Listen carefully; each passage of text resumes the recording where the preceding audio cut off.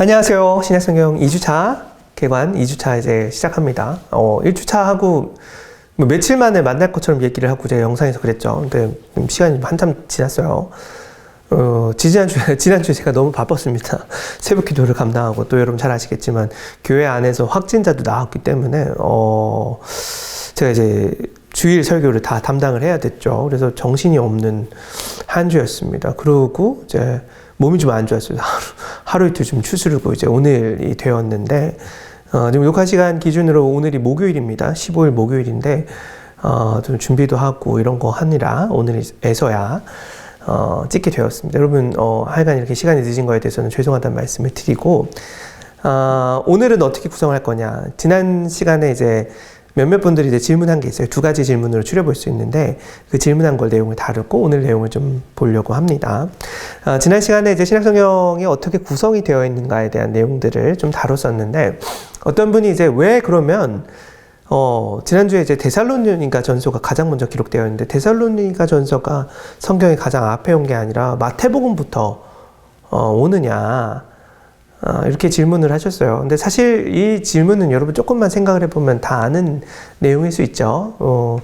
기록 연대순으로 배치한 게 아니라 신약성경은 시간순으로 배치를 한 거다. 예수님의 탄생이 있고 공생의 사역이 있고 그 다음에 예수님 이후에 초대교회에 대한 내용이 있어야 그 다음 내용들이 이제 의미가 있는 거기 때문에 그거에 따라서 신약성경이 이제 구성이 되어 있는 거다라고 볼 수 있죠. 그러면 이제 복음서하고 사도행전이 앞에 오는 건 알겠어요.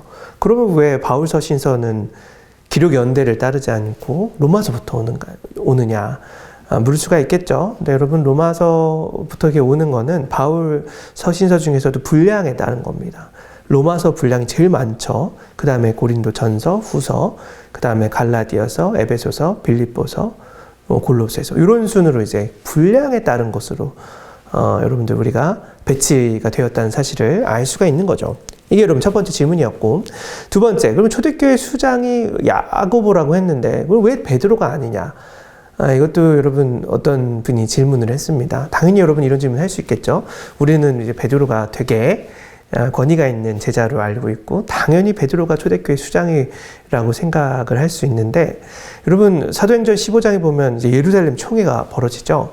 바울이 1차 선교행을 다녀오고 와서 이방인 선교가 가능한지 이거에 대해서 이제 예루살렘에서 초대교회 교인들 거기서 이제 기라성 같은 이제 초대교회 수장들이 모여서 회의를 하는 내용이 나옵니다. 근데 거기 보면 회의를 주재하고 정리를 하고 이런 거의 역할을 베드로가 아니라 야고보가 하는 것을 볼 수가 있습니다. 여기서 야고보는 성경에서 야고보는 둘이 있죠. 세베대의 아들 야고보가 있고 예수님의 동생 야고보가 있는데 여기서 야고보는 예수님의 동생 야고보입니다. 그러니까 여러분 그때 당시도 예수님의 동생, 그러니까 혈연이 조금 중요하다고 생각을 했던 것 같아요. 그래서 이제 회의를 주관하는 것을 볼 수가 있는데 또 갈라디아서 2장 9절을 보면 이런 얘기가 있습니다. 또 기둥같이 여기는 야고보와 게바와 요한도 내게 주신 은혜를 알므로 여기서 나는 이제 바울을 의미합니다. 나와 바나바에게 친교의 악수를 하였으니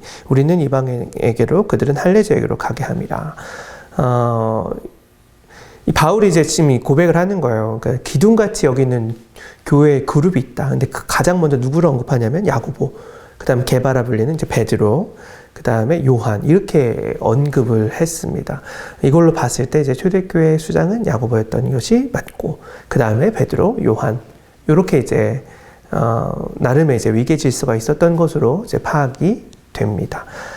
이게 이제 지난 시간에 있었던 질문이에요. 이런 질문 할 수가 있고 여러분들 이런 질문들 제가 여러분들 요 시간에 다음 시간에 이렇게 다루는 걸로 할 테니까 여러분들 영상 보시고 궁금한 점들이 있으면 개인 카톡도 좋고 거기 이제 단톡방도 좋습니다. 아무 때나 이제 올려주시면 이 질문의 내용들을 다뤄보도록 하겠습니다. 오늘 우리가 살펴본 부분은 모든 개론서가 다 다루고 있는 신약성경 개론서가 다 다루고 있는 부분인데 소위 말하는 신구약 중간사입니다. 여러분 신구약 중간사가 뭐예요? 구약이 여러분 뭘로 끝났죠? 말라기로 끝나요. 신약의 시작은 마태복음입니다. 그럼 말라기부터 마태복음, 예수님의 탄생했던 요 시간이 있잖아요. 우리는 여러분 말라기 끝나고 바로 마태복음 시작했을 거라고 생각하는데 그렇지가 않습니다. 시간으로 보면 한 400년 정도의 진공된 시간이 있어요. 말라기로 끝나지만 요 시기에도 여러분 뭐 역사들이 있었을 거 아니에요. 그리고 이제 그 역사 가운데 한 400년 지나고 나서 예수님이 탄생을 하잖아요. 요 빈 시간에 대해서 좀 알아보자는 거예요. 여러분 이게 왜 중요하죠? 중요한 이유가 있죠. 여러분 예수님의 탄생의 배경이 되기 때문에 그래요.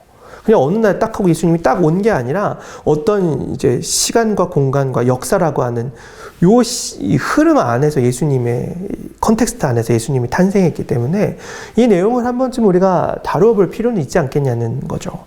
이게 여러분 설교 시간에 잘 다뤄지지 않아요. 가끔 여러분 다뤄지긴 하는데 왜 설교 시간에 다뤄지지 않냐면 설교는 여러분 말씀을 가지고 하잖아요. 근데 여러분 여기에 해당하는 말씀이 없어요. 그렇기 때문에 이제 우리가 다뤄지지 않는 부분인데 이 안에서도 여러분 하나님의 섭리가 있었고 이스라엘 그 하나님의 선택된 백성이 이스라엘의 백성들의 삶이 있었고 신앙이 있었다는 거죠. 그 아무런 이제 진공 상태에서 예수님이 딱 하고 나타난 게 아니라 말라기 다음에 예수님 이게 아니라 그 시간 속에서도 하나님의 일하심이 있었고 그 일하심 가운데 예수님이 마침내 등장을 한다는 거예요. 요거를 한번 신약 성경에 들어가기 전에 한번 우리가 살펴보자는 겁니다. 네, 뭐 재밌겠죠. 무슨 일이 있었냐. 근데 여러분 신구약 중간기라고 이제 우리가 많이 표현을 하는데 이 용어부터 좀 정리를 할 필요가 있어요. 과연 신구약 중간기, 신약과 구약의 이제 중간기, 그러니까 말라기부터 마태복음의 중간기라고 하는 이 표현이 맞느냐? 여러분 이제 그게 좀 틀렸다라는 생각이 들어요. 여러분 구약의 끝이 말라기라고 알고 있는데 여러분 구약 끝이 말라기냐? 그렇지가 않습니다. 구약이 말라기가 한 450년 전 450년 전 기록이 되어 있다고 알려집니다. 근데 말라기가 마지막으로 쓰여진 책이냐? 그렇지가 않아요. 말라기 다음에 쓰여진 책이 뭐냐면 에스라 니에미야예요. 말라기가 450년경에 이제 쓰여졌다고 하는데 에스라가 언제 돌아오냐면 페르시아로부터 돌아오냐면 한 458년경에 돌아옵니다.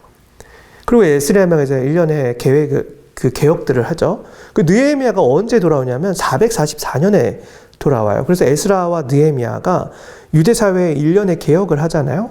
근데 그 개혁이 한 430년경에 완결이 되어지는 걸로 알려져요. 그러면 430년이면 이미 말라기보다 뒤에요. 근데 여러분 책은 더 뒤에 쓰여졌을 거 아니에요. 개혁이 다 완성된 다음에 느헤미야 개혁이 완성된 다음에 그 내용에 대해서 책을 썼을 거니까 여러분 구약 성경의 마지막 책은 말라기가 아니라 다른 책이라는 거죠. 근데 에스라 느헤미야가 그러면 끝이냐? 그렇지도 않습니다. 성경학자들에 의하면 에스라 느헤미야 뒤에도 기록된 책이 있어요. 그게 뭐냐면 여러분 역대기예요. 역대기. 여러분 역대기는 요 430년 이후에 기록이 되었을 거라고 생각이 돼요. 그리고 어느 학자들에 따르면 학자마다 좀 다르지만 다니엘서는 주전 한 2세기 정도의 마지막으로 이제 기록이 되었을 거라고 봐요. 그러면 신구약 중간기라고 했을 때 구약 성경의 마지막인 거잖아요. 그러면 여러분 뭐 어디로 봐야 되는 거죠? 이게 좀 애매하잖아요. 그렇잖아요. 좀 애매한 부분이 있는 거죠. 구약의 마지막이 어디냐? 이거에 따라서 이제 신구약 중간기라고 하는 이 역사가 달라질 테니까. 이건 구약도 마찬가지지만 신약도 여러분 마찬가지입니다. 여러분 신약의 시작을 우리가 마태복음으로 한다면 예수님의 탄생을 신약의 시작으로 봐야 되나요?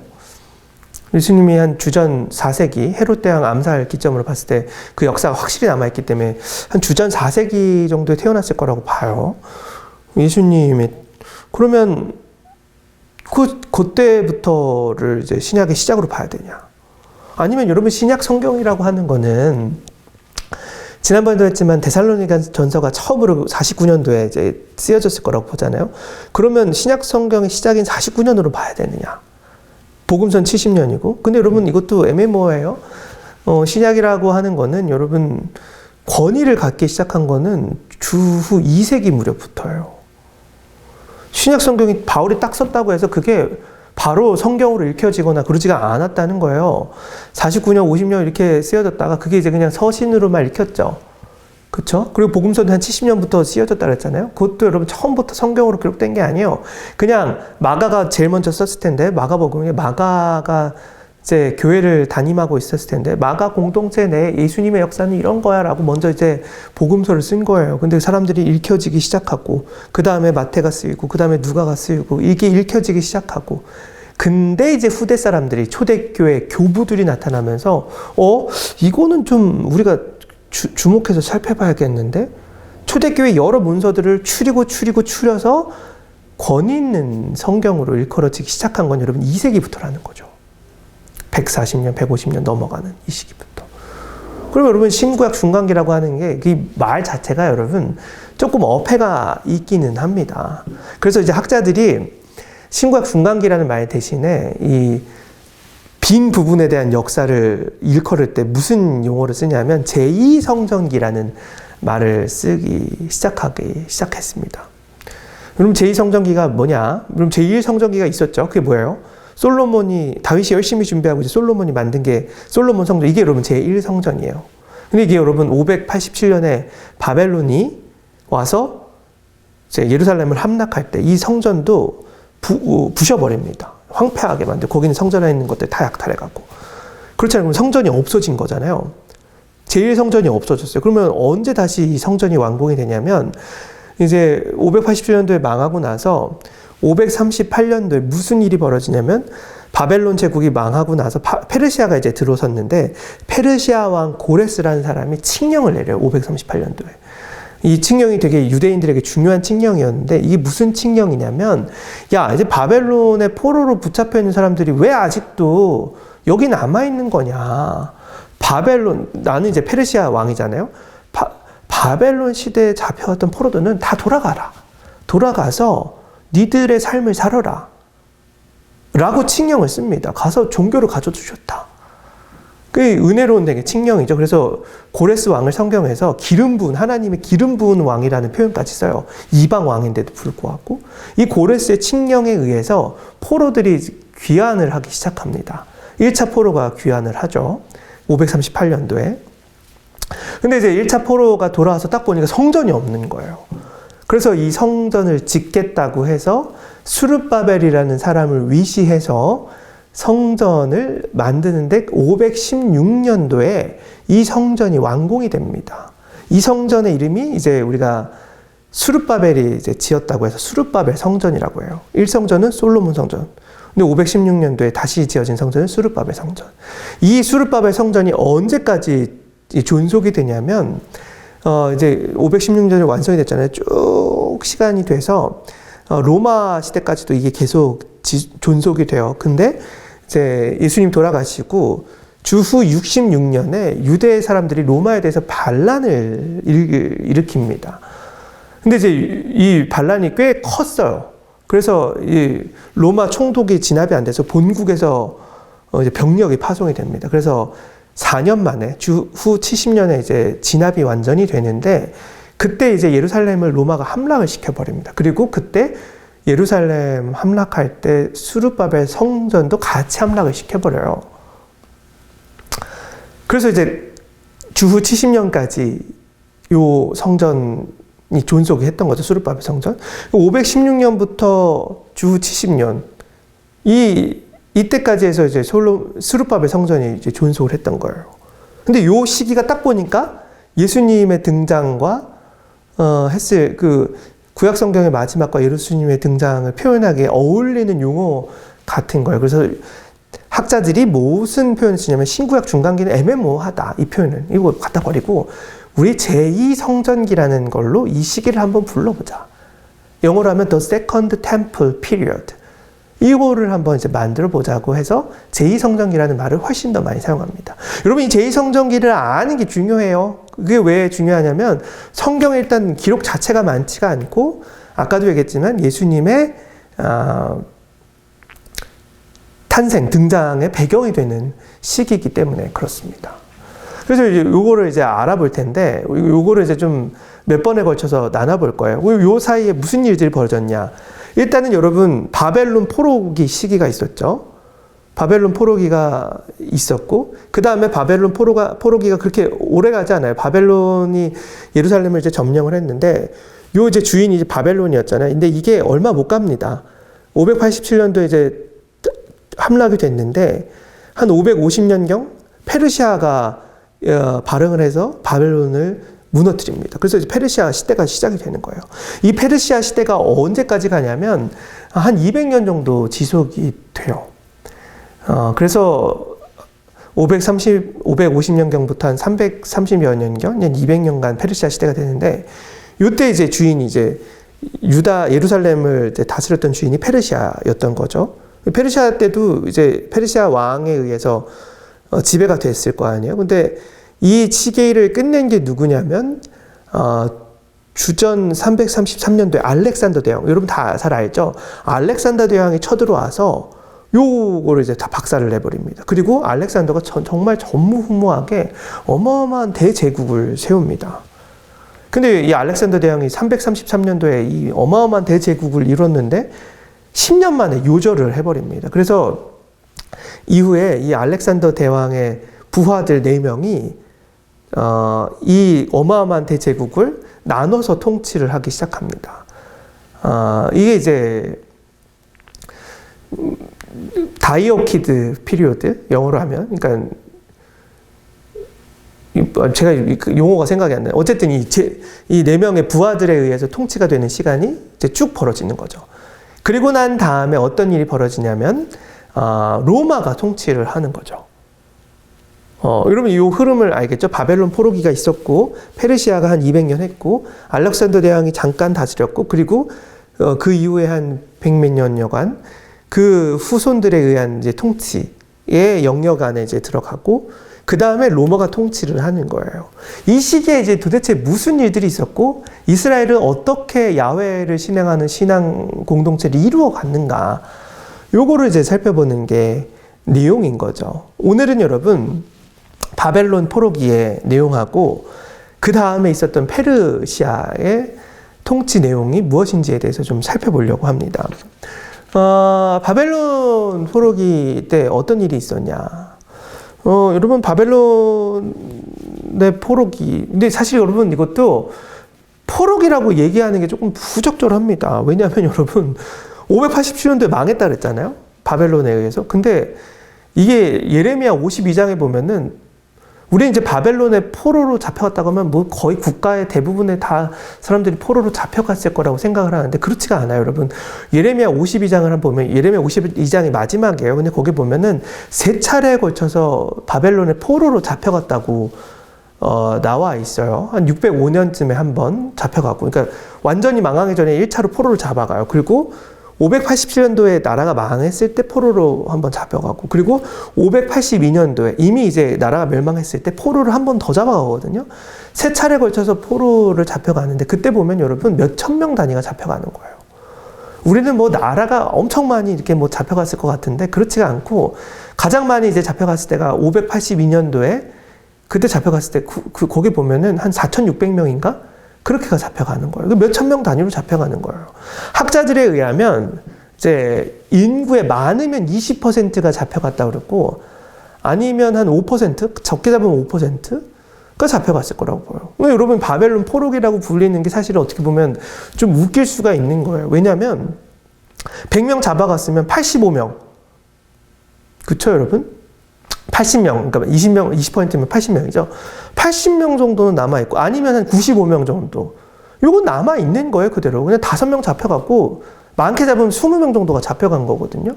근데 여러분, 우리는 그 시기를 뭐라고 부르냐면, 포로기라고, 부르는 거예요. 이거 웃긴 거예요. 그리고 538년도에, 고레스가 칙령을 내려서 이제 바벨론 포로는 다 돌아가라고 얘기를 하잖아요. 그때 봐도 여러분 그 웃긴 게 뭐냐면, 그때 이제 대부분 우리 이제 일제시대 생각을 해보면 막 우리 또 일제가 너무 힘들어가지고 막 간도로 사람들 막 도망가고 상해로 도망가고 그렇잖아요. 근데 해방되고 나서 다 이제 바리바리 싸들고 우리나라 독립했으니까 다 돌아온단 말이죠. 이제 해방이 되었으니까. 근데 여러분 바벨론은 그런 일이 벌어지지 않아요. 바벨론 포로기에 있는 사람들은. 그런데 그걸 어떻게 보면 알 수 있냐면 다니엘서 같은 데 보면은 다니엘이 이제 바벨론 느부갓네살부터 잡혀가 있잖아요. 그리고 나서 이제 왕이 바뀌어요. 그리고 이제 고레스 왕하고 그 다음에 이제 다리오 왕, 이렇게 이제 페르시아 왕을 경험하는데 다니엘이 다리오 왕하고 사이가 좋아요. 돌아가라 그러는데 돌아가지 않고 그냥 그 자리에 남아 있어요. 이런 인원들이 많다는 거죠. 근데 이런 거를 생각을 해보면 여러분 바벨론 포로기라고 불리는 게 사실은 용어로서 적절한가 하는 생각이 들기는 합니다. 여러분 이거는 바벨론 포로기라고 하는 거는 객관적인 사실을 의미하는 지칭하는 용어가 아닙니다. 바벨론 포로는 여러분 철저하게 포로기라는 이 시기는 신학적인 관점으로 봐야지 이 시기에 무슨 일이 일어나는지를 확인할 수가 있습니다. 여러분 왜 바벨론 포로기라고 불리냐? 여러분 그거는 신학적인 관점으로 보자 했잖아요. 여기서 아주 중요한 세 가지 에서 상실을 했기 때문에 이 시기를 바벨론에 포로 가 있는 거라고 이제 보는데 그게 뭐냐면 첫 번째로 여러분 하나님이 약속해 주셨던 땅이 상실하는 경험을 이스라엘 백성들이 하는 거예요. 이게 여러분 되게 중요합니다. 왜냐면 여러분 보세요. 하나님께서 아브라함 때부터 계속 약속해 준 게 뭐예요? 너에게 내가 많은 민족을 허락해 줄 거야. 이거 약속을 해 주셨고 별과 같이 바다의 모래와 같이 많은 백성들을 약속해 줄 거야. 이거 여러분 먼저 했지만 그리고 나서 이제 젖과 꿀이 흐르는 땅에 대한 약속을 해 주십니다. 출애굽 공동체를 이끌어낼 때도 무슨 약속을 하냐면 젖과 꿀이 흐르는 땅에 너희들을 내가 인도해내겠다. 이 약속 가지고 오는 거잖아요. 하나님이 약속해 주신 젖과 꿀이 흐르는 땅. 그게 이제 마침내 이제 들어가는 거잖아요. 근데 여러분 그 땅에서 토해지는 경험으로 하는 거예요. 바벨론에 의해서. 어쨌든 그 땅의 주인이 이스라엘 백성들이 아니라 바벨론이 이제 주인인 땅이 되는 거잖아요. 이게 여러분 여기서 이제 어마어마한 이제 상실감이 드는 거죠. 땅 상실을 경험하고 하나님의 언약해 주신 땅을 상실했네. 더 큰 문제는 그 다음부터입니다. 하나님이 다윗에게 약속을 해주세요. 이걸 소위 다윗 언약이라고 하는데 사무엘하 7장에 있습니다. 여러분 사무엘하 7장 한번 읽어보세요. 거기 보면은 무슨 내용이 나오냐면 다윗이 너무 예쁘니까 성전을 제가 짓겠습니다. 막 이런 약속을 하고 하나님 저의 마음을 받아주세요. 이러니까 하나님이 다윗에게 약속을 해주십니다. 너 이후로는 내가 너의 왕위가 끊이지 않게 할 거다. 내가 너의 왕위를 아주 굳건하게 할 거다. 너로부터 영원한 나라가 세워질 거다. 다윗 왕가에 대한 약속을 해주십니다. 근데 여러분 어떻게 되죠? 느부갓네살 왕에 의해서 마지막 시드기야가 잡혀가잖아요. 그리고 다윗의 이 왕의 계보가 끊기는 경험을 하게 되는 거죠. 여러분 이게 바벨론 포로기 때 일어나는 거예요. 더 큰 게 뭐냐? 이 지금 다윗 언약도 지금 폐허해졌죠. 더 큰 게 뭐냐? 마지막으로 여러분 성전도 파괴가 되는 거예요. 여러분 성전은 어떤 의미를 갖고 있죠? 여러분 단순히 거기는 그냥 교회 하나가 무너지는 오늘날의 이런 차원이 아닙니다. 성전은 여러분 성전을 짓고 난 다음에 이제 성막 때부터 해주신 약속이 있어요. 뭐냐면 내가 여기서 너희와 만나주겠다. 너희들이 제사를 드릴 때 내가 너희와 여기서 만나주겠다. 이 약속을 해주시고는 속죄소 위에서 거룩한 그곳에서 내가 너희를 만나겠다 약속을 하는 거잖아요. 그러니까 성전에서 제사가 드려지고 있다는 건 어떤 의미였냐면 하나님이 우리 공동체, 이스라엘 공동체와 함께 한다는 임재의 상징이었어요. 근데 여러분 그 성전이 지금 망한 거예요. 문 닫았어요. 제사 안 드려져요. 그러니까 이게 되게 심각한 경험이었던 거죠. 그 세 가지 잡혀간 사람들의 수는 많지 않아요. 오히려 남아있는 사람들이 압도적으로 많지만 이 세 가지에 대한 상실이 있었던 거예요. 여러분 이 세 가지가 없어졌다고 하는 것은 가장 큰 중요한 토대인 세 가지가 없어졌다고 하는 건 여러분 이스라엘 공동체에 있어서 굉장히 큰 상실감을 불러일으키고 신앙적으로 회의감을 갖게 하는 일이었을 겁니다. 또 어떤 차원에 있냐면 바벨론 땅에 포로로 잡혀간 그 얼마 안 된 사람들이 바벨론 땅에 갔더니 이스라엘 성전하고는 비교도 안 될 정도의 크고 웅장한 신전이 바벨론 안에 신전이 있었던 거예요. 그 사람들이 이제 신앙했던 게 이제 마르둑이라는 신이었는데 마르둑 신전, 또 벨이라는 신도 있어요. 벨 신전. 이게 여러분 이게 갔더니 이제 이런 것들이 있는 거죠. 이스라엘 성전하고는 비교도 안 될 정도로 어마어마한 큰 성전이 있던 거예요. 당연히 여러분 그 사람들이 무슨 생각을 했겠습니까? 아, 우리 하나님 여호와가 이 바벨론 신에게 졌는가? 이런 이제 신학적인 이제 생각도 하게 된 거죠.